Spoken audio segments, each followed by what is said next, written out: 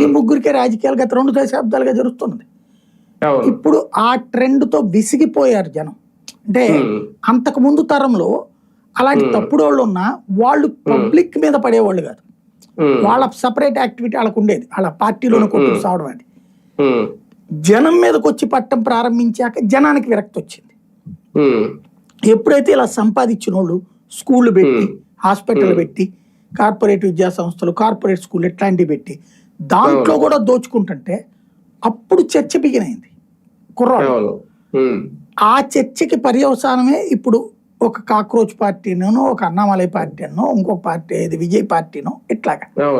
అయితే ఈ వాళ్ళని అభిమానించే వాళ్ళు విపరీత నాలెడ్జ్తో ఏం లేరు. మనం అబ్జర్వ్ చేస్తే జస్ట్ ఒక దాన్ని ఏమంటామంటే వాళ్ళల్లో వచ్చిన కసికి ఒక నాయకత్వాన్ని చూసుకుంటున్నారు.